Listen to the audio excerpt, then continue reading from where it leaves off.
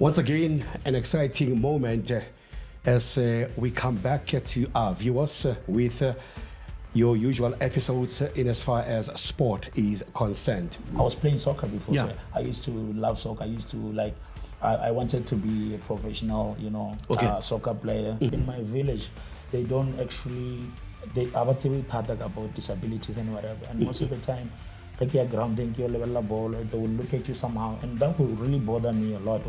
Why are they looking? I'm not different. I'm still a human being. There was a point whereby I lost motivation, and it was only because I won the Grand Slam. I came back with a medal, but I'm still, having difficulties with the fans and all that.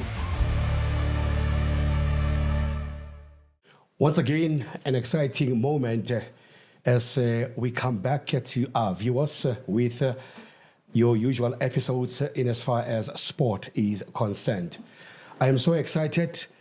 I am so thrilled in this episode to be introducing to you one of the prolific court tennis player coming all the way from Zanini. He has done so much in as far as court tennis is concerned. He's the 2023 French Open court tennis champion. And I'm told that it was for the first time that South Africa attained such a medal. Without any waste of time, allow me to introduce my guest. Welcome to Biggie on Sport. Please tell the viewers, today, Firstly, thank you for having me. I'm very excited to be here. Okay. My name is Donald Ramphadi. I'm from Tsanin, Marapeng, specifically. So yeah, I'm happy to be here. You have been called Donna, affectionately so by your fans. Yeah. They refer to you as Donna. Before we get into the thick of things, tell us more where it all started. Zanini, how many siblings, family life, etc., etc. I mean, to be honest, I don't know if I should start with the family side or how the sport started and all that. Let's start with the family side. Okay. The upbringing in Zanini and so forth. So, as I said, I grew up in Tsanin, Marapeng. I grew up with a mother. My father was never there. Okay. And obviously, it's a thing. It was never a good background.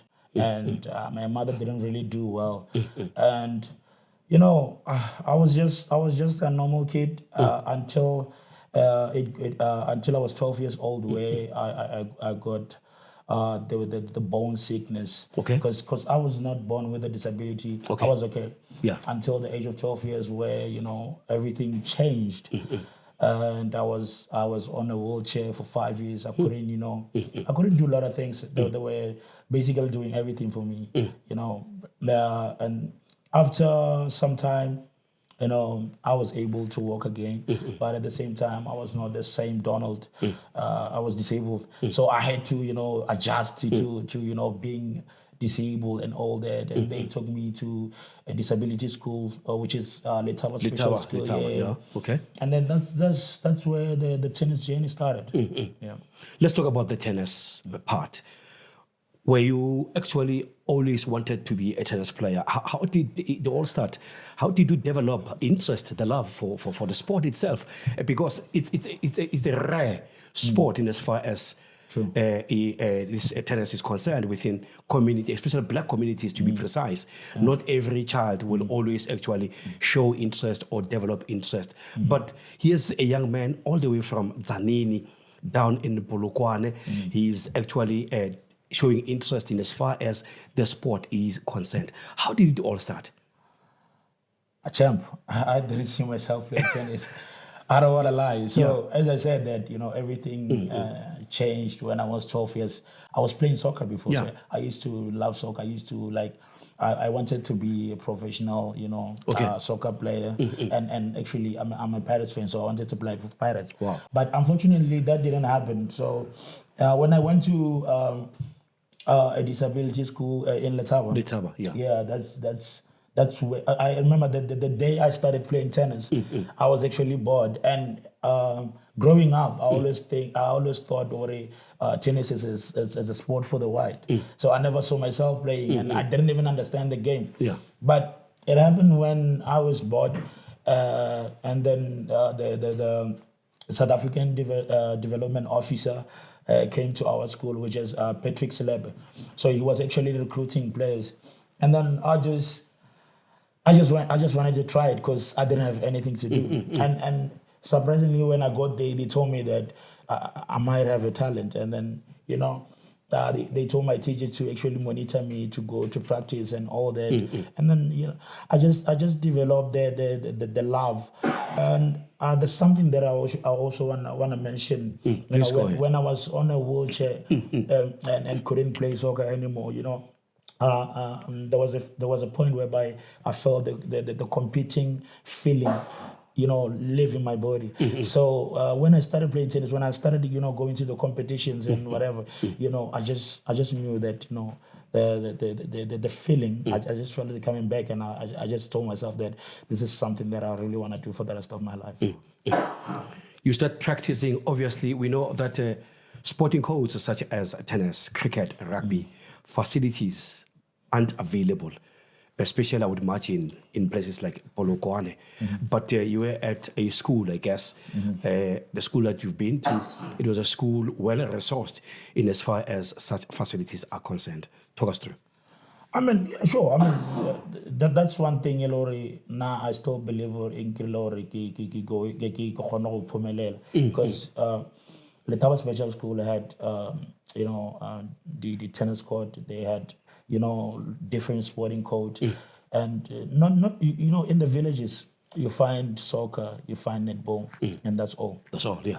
So, not only in villages, even in the townships, in the BEBs as well. You only get facilities which cater for football and netball, Exactly. And there's a company that I'm actually working on, and I specifically want to work with schools to actually open up the thinking, but again, sporting codes, the buyer, so that people can have access to tennis, people can have access to rugby and all that, because we only have soccer, we only have netball, and to go dala soccer or netball, then sports body, and to be honest, that's not fair.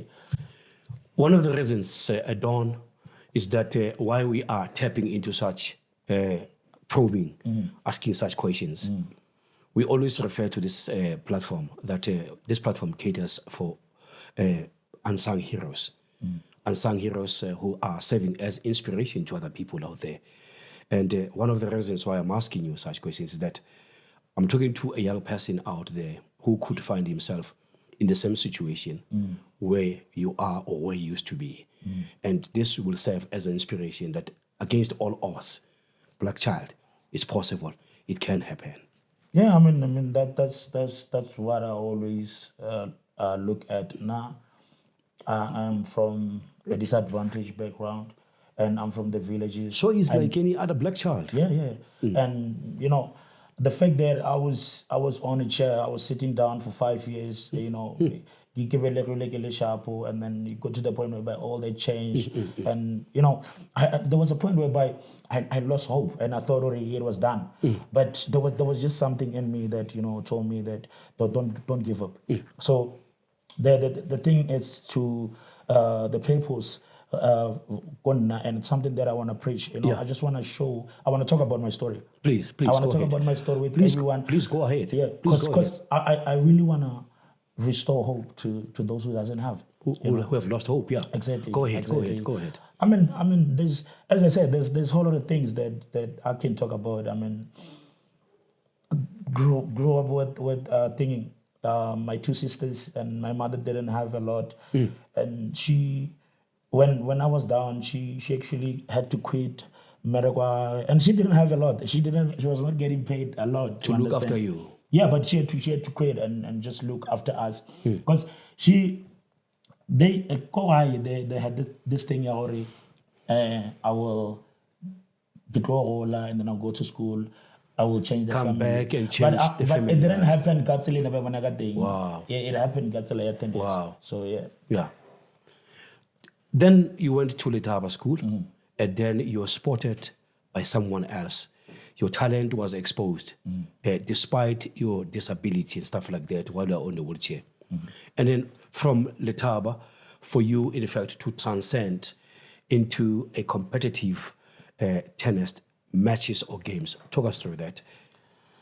I mean, to be honest, for me to turn professional in tennis, it took so many years.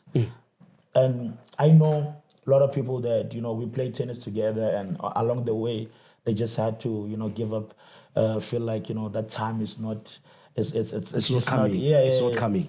But I always had the hope that, something will happen. I remember after my matric, they told me that I have to go and look for a learnership and whatever. But I told them that I can't do that. I believe that one day the tennis thing will actually happen. And yeah, today, I mean, we sometimes talk about it already. Hey, when you go feel that day when I was at America and come on, you go you're busy with your tennis thing and whatever. But today they're grateful and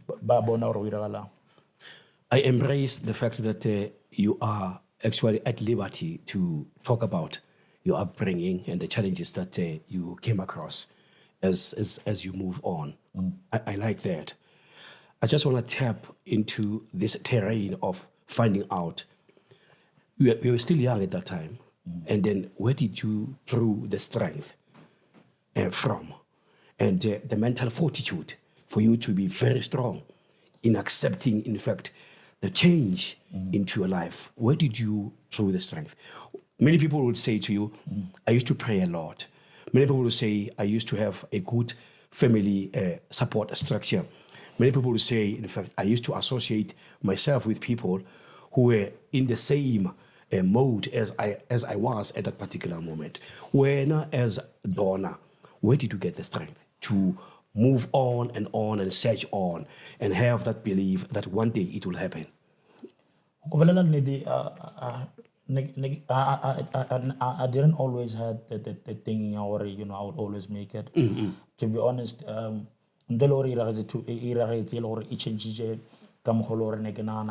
it's when I went to the disability school. Yeah. The fact that I got there, because you remember in my village, they don't actually, they about disabilities and whatever. And most of the time, grounding your level of ball, they will look at you somehow, and that will really bother me a lot. Why are they looking? I'm not different. I'm still a human being.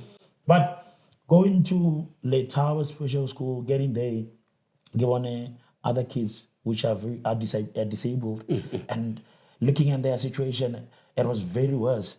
And then I'm looking at them, and there's still confidence in that. I'm like, Donald, you really have to change how you think, how you think and how you say things. So it actually started there. It's important for a disabled kid to actually go to a disability school, because that you will understand.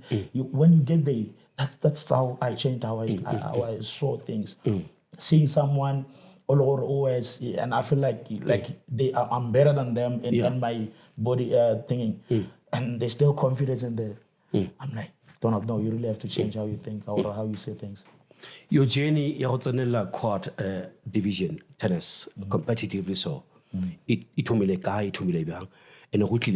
Who actually facilitate all those processes for you?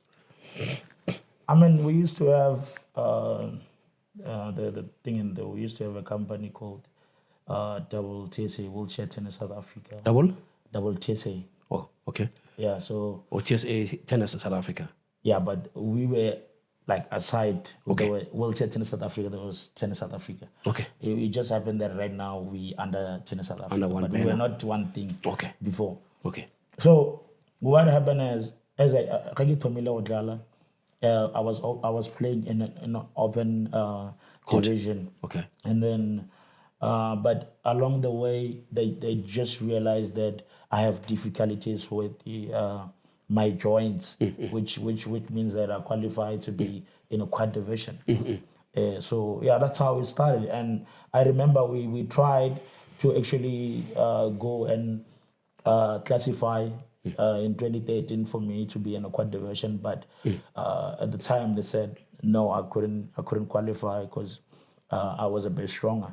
And going forward, the system changed, and then they called me back, and then they were like, we wanna reclassify you and see if you fit the system. And then that's when I started, playing in a quad division. How did you feel now that you were rejected at that particular moment? Did you say, I'm going to throw in the towel, I'm going to give up, I'm not going to do this again? Not really. You remained positive. I was still young, a lot of energy. I didn't see it like that. I didn't have pressure or, I want to provide and all that. So I just wanted to play the sport. I just wanted to be competitive and all that. When you're called up, in fact, to start traveling the world, talk us through that. How did that come about, participating into the French Open 2023? But I remember before that, there's a company that came to your side, in fact. It's a pharmaceutical company, which I may not mention its name on this platform. Yeah. But they came to your side, they came to rescue, provided you with some equipment and stuff like that. Talk us through that. So I'm also not allowed to talk about them. Okay, you can. Okay, you can. Okay, you can. The thing is, please. I because you need to give them credit, obviously. Of course. You need to give them, you need to give them credit. I'll always do that. I mean, please give them credit. I appreciate the little thing that they did. It changed a lot. Aspen pharmaceutical company. I'll talk about it now. I still say thank you guys. They after winning French Open, got an email from them, and then because I had a lot of difficulties with my old chair. Okay. I was playing with this old chair, man. It was just breaky, like in a sometimes. And again, before the match, I heard that you would quit and say no, enough is enough. Because of the chair. And we used to call it 1400 because in Irasam. Okay, like 1400, the parky. Yeah. Okay. And when it comes to wheelchair, go sporting arena. It needs to be customized for your body. Oh, I see. So that one was just a wheelchair that was taken in Babayo now. Sometimes it was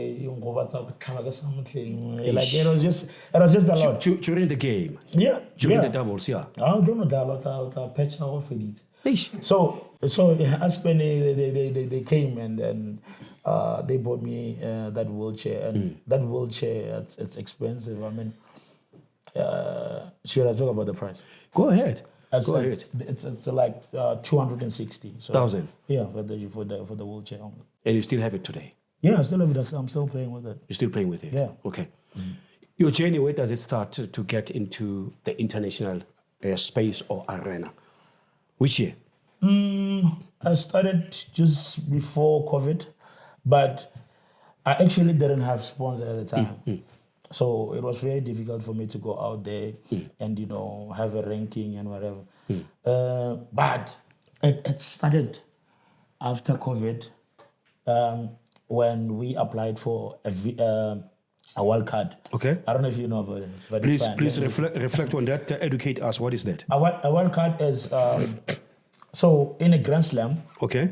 There's if Banyaga it's a top 16 thingy. Yeah. The straight Valorba qualifier straight 14, and then the they will check the promising players and then put them in on the. I see. Yeah. Okay. So that's what happened in 2021. We applied for it. We were like, let's just try. And then I got an email that I got in wildcard, and for me. It was a bigger thing. That's where everything started. Because remember, I didn't really have money to travel overseas and whatever. So Grand Slams, they give better prize money. That you can actually use the money to by myself. Even right now, I still pay. I'm still paying for my ticket. Okay. Because unfortunately, I don't have sponsors to do that right now. But yeah, hopefully going forward.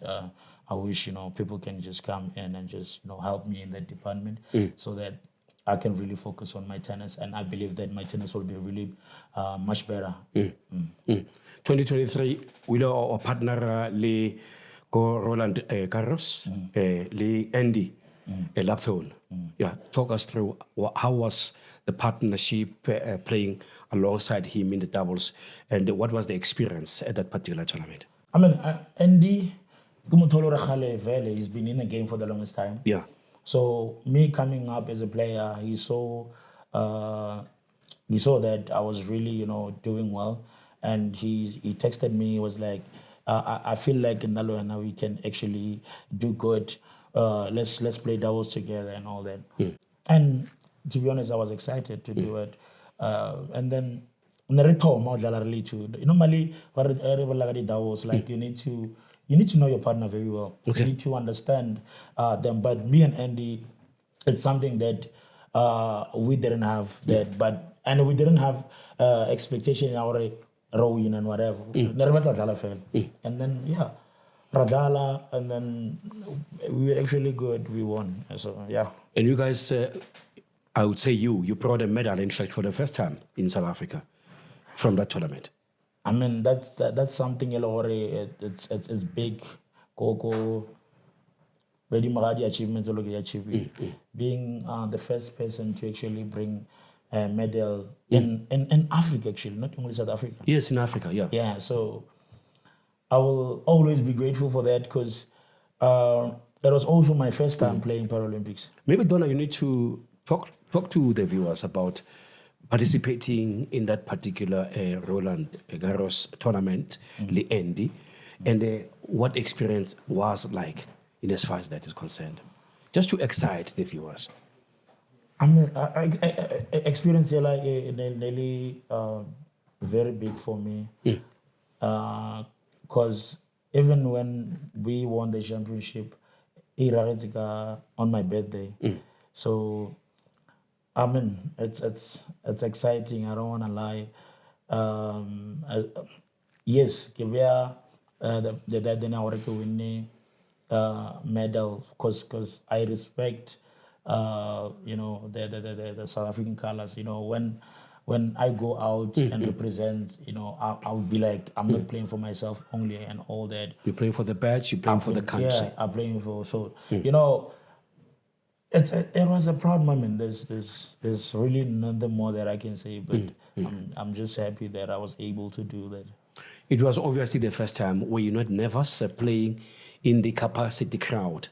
That was there, considering that there were other tennis stars who came before you. Which one are you talking about? Are you talking about the medal or the either the Grand Slam? Yeah, the Grand Slam. Grand Slam, it's a different setup. It's Akituranga Twansale, go Twanale by Sundowns in go working FIFA Club World Cup. FIFA Club World Cup. That's big for Sundowns. That's big, yeah. So that's something Twanale Grand Slam. So when you in that space, yeah, you just know, because that's where you. Or Rapadi Shoulders, Rafael Nadal, Djokovic, all those names. So it's Grand Slam and qualifier. I feel like you've already made it to be there, because whoever is there, you're the best when you're there. When you qualify for the Grand Slam, you just need to know you're the best. You're the best. What was the experience like? How did you feel, in fact? I was happy about it. I was happy about it, and to be honest, I was more happy or things will change. People will recognize me, and then the difficulties that I have will actually change. But over honesty, it didn't really happen like that. But company level Aspen, as I said, they came true for me, and yeah. The 2024 tournament, Leona, last year, you must be grateful about that, the achievement. You are ranked number 6 in the world. I mean, my thinking, best ranking that I ever, it's 3 in the world. Wow. Yeah, so yes, last year I was number 6 because things started, there was a point whereby I lost motivation, and it was only because I won the Grand Slam I came back with a medal, but I'm still, having difficulties with the funds and all that. So, go to Mogadala tennis, you pick up the racket, you want to go to the Grand Slam. If you can play the Grand Slam and win it and be a champion with Grand Slam and go to the Olympics and come back with a medal, your life needs to change. But unfortunately, it never changed. It didn't happen like that in my situation. So that's where I got the thing out. I lost the confidence in Yana and got distracted a bit, and I even thought of quitting because winning a Grand Slam, getting a medal, your life needs to change as a sport person. That's so That's the sentiments we always get on this platform in different sporting codes. Without putting you on the spot, how is the support from the federation or association itself? It's the same sentiment. Every person who's been on this platform, coming from different sporting codes, they are lamenting on lack of financial backup, lack of financial support, and so forth, and so forth, and so forth. And there you are as well, echoing the same sentiments, saying that at some stage you felt, in fact, demotivated. You wanted to quit the sport because of such challenges. Yeah. Double TSA before. And now you have been incorporated into one body.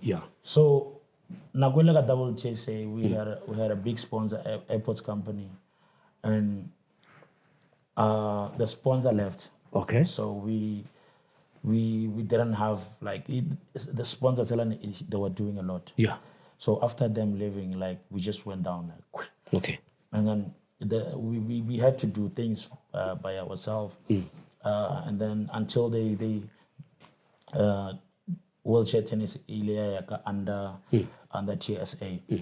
So they didn't really have blame. They were supposed to just start corriding and whatever, but we're still hoping that the support will be much better because. More top 20 in the world, people when you're in the top 20, Sanse Oscar go Europe or Patala and all that. But unfortunately, because it was South Africa, I don't know if I should say it like that. Okay. But I in the top 20, can namu struggle too much. Kali sponsors. There's people who value number 16, 17 but they and they have everything. You are top ranked but you still actually facing challenges. Yeah. Okay. So within your team, team managers, marketing managers, perhaps would go out there and solicit sponsorships for you. I don't know. Maybe started so wrong or whatever, but we've been trying. We've been trying. So. Obviously, without being confrontational to the Department of Sport itself, Minister Mackenzie, but now that you are here, and it is for these reasons that we have platforms like this, so that he may not be privy to challenges that Donna is facing out there and others are facing out there. But I guess utilize this platform and maybe speak to the minister. Perhaps he can bump into this particular episode and hear and tell the minister the dire needs, the dire challenges that you guys are facing, individuals. I mean, being ranked number 6, in fact, bringing a medal, in fact, not only for South Africa, but for the continent itself, from the Grand Slam, obviously participating there. I think you've done so much. And for you, in fact, you can still struggle if you are supposed to be traveling abroad and participate in any competitive tournament. I mean, something has to be done. Speak to the minister. Minister Mackenzie, yes. He just came in, and to be honest, I feel like before they should have done better. I don't wanna say that he failed us. I want to give him a chance. No, he hasn't. Hence I said, this is not confrontational. He's new. He may not be privy of such challenges that other individuals are facing, because there's a lot of sporting codes in South Africa. Yeah, sure. And he may not know each and every one of you guys and individual struggles as well. But now that he has a platform, maybe you can reach out to his office and say, Minister, I know you're still new, you're still trying to find your footing, or you have found your footing. My name is Donna.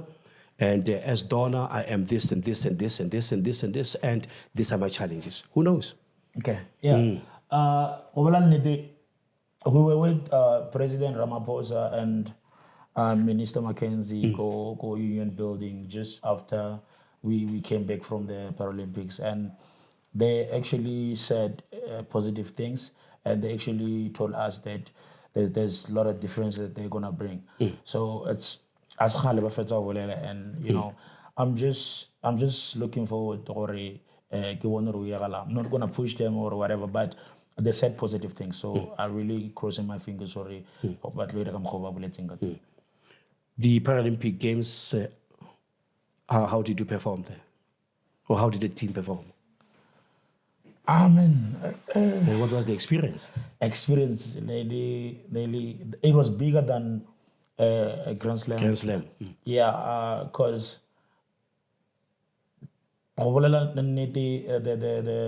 the support that we got as wheelchair tennis. Okay. You know, in France. I don't think regular criteria are going like around the world. Normally, Grand Slam, whatever, but you will think they came for Nadal, not you, Donald. Okay. Okay.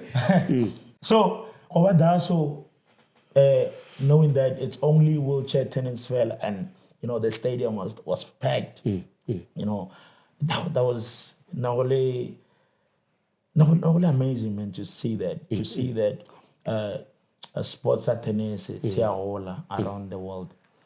And I remember when we were playing for the bronze medal, the stadium was packed. And normally we don't get that. So to be there in front of those people, to see them cheering for us and winning in front of them, you know, it was nice. And I just hope we're going forward, you know. But it looks good. It's one of the too much sport with wheelchair tennis. For someone who could find themselves perhaps an interest in as far as wheelchair tennis as a sport is concerned, are we having a lot of such people who are keen, who are interested in joining the sport? And is there any part that you guys are playing maybe off the field, visiting different schools, different townships, maybe to entice them about the sport? Yeah, sure. That's why Kiri... through your social programs, if I may put it that way, yeah. That's why Kiri... stories, especially to people that living with disabilities. Because if it doesn't mean you're only disabled, then your dreams are also disabled. Yeah. Like achieve whatever. You can always achieve whatever that you want. So and I see that and I get messages go social media that, you know, I'm proud of you, you make me but now, you know, I'm trying things and all that. So now I just want to restore hope where right thing. That's what I want to do. What does the future hold for Donna? Donna, what can we expect coming from you, Donna? To be honest, as I said, I talked about my struggles for now. A Grand Slam.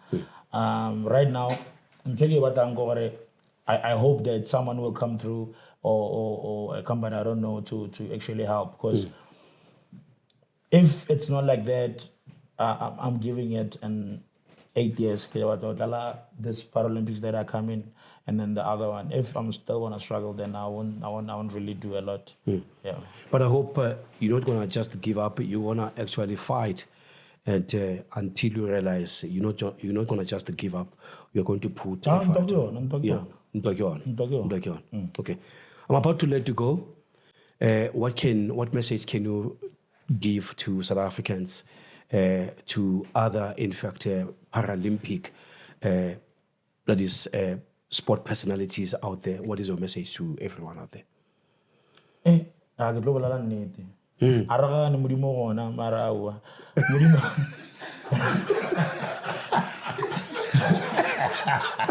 Yeah. Yeah. The thing is, go na le batho ba bangwe ba nagana gore modimo o tla ba fa everything. And you're never going to get anything if you're just not going to wake up and work towards whatever that you want. Modimo teng mara ka se go fe doloro. I mean, wake up and do something. Yeah. Your message about I'll go on, straightforward. Yeah. Irrespective of whether he able or disabled. Everyone. Yeah. Yeah. It doesn't like as much as I am disabled, but I'm disabled because when bagay change, go now we go special school. Yes. You changed. Yeah. Your thinking, your way of thinking. Yeah. The bigger thing, just accept yourself. No worry you like that, and there's nothing that you're gonna change because you can't keep on thinking or just because of I'm short. I'm short. Any international player that would draw inspiration, including the local players that you are drawing inspiration locally? Your KGs of this world. You spoke about him earlier on, saying that you saw some of the outreach programs that he has embarked on. Yeah, KG, yeah, get like Kiana Mutolore, we let close Len, Kiana Mutolor Ambon City and worry, you know, if you can do this and whatever. And I've been looking forward. I've been, inspired by her, and Lynn know, even though rubbery shoulders when we had the Grand Slams, but I still have a lot of respect for her.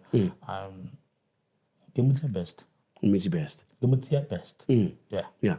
I read her article some other time where she was saying that considering the stature that she is and the level that she has reached, in fact, she needs actually to get more support staff. Because she can't do things on her own, everything, including, in fact, administratively. So, are you also facing the same challenges, Luan? Yeah. Whereby you say you need to have a complement of staff members, backroom office who are going maybe to assist you guys? Yeah. I mean, only tennis player, we need a physio, you need someone who tennis that's whole thing. You know, when you play tennis, there's like a lot of decisions. Physically, psychologically. Everything. Everything. Okay. Because you make like thousands decisions in a match. So you need Motolori over mentally strong. You need a physio. You need coach, and you need to travel with So at this point, I mean, alone, yeah. So, yeah, I mean, I wish I were career a team and travel alone. When they travel the whole team. They like have this big team and only taking care of So yeah. I wish I we are too much, man. Too much or kayona. Nantumwe elore coach on use what you have. Okay. Don't uskanana too much. Whatever that you have. If 1400 they're push and over the tennis. Yeah. Yeah. Use what you have. Okay. I do. Or does a quad tennis player is required to how many No, hours? Yeah, go away.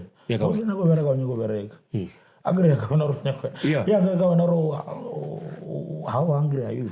Okay. But now what I do gym and then practice. Okay. And I practice 5 days in a week. But normally when I come back from a tournament, I take like a week off because it's draining. Okay. Yeah. Donna, as I said, I'm about to let you go. For somebody who is watching this episode who would like to extend towards you in terms of making inquiries or maybe needing advices and stuff like that. But I'll level the camera how and talk to them and also share your socials if you're on social media. What about advice or what about to? Both. Both. Advice, I think I said it. Mudimuting marau. Yeah. Stand up and work towards whatever that you Yeah. want. But whoever that feel like they wanna help and whatever, on go social media, Donald Teworo, Gigi my Insta, and then my email is Donald Teworo 99 at gmail.com. Yeah. At gmail.com. Yeah. Okay. Well, that's where we come to the end of our today's episode with our prolific guest, Donald Ramphadi. And as I said during the conversation here, Mr. Minister Mackenzie, it's my personal appeal to you once again. I know that your plate is full, and I know there's so much happening within your department. You're looking after so many sporting codes in South Africa, and at some point you could miss out on some of the challenges facing individuals such as Donald Ramphadi. But I'm asking you, Mr. Minister, please let us make sure that our sporting codes, especially on the grassroots level, gets activated and gets developed. And please let us look out for people such as my guest here, Donald Ramphadi. Well, that's how we come to the end of it. Once again, thank you so much for taking your time to watch this episode. Don't forget to like, share, but above all, to subscribe for this episode on Olive Branch Entertainment. Until then, sharp sharp.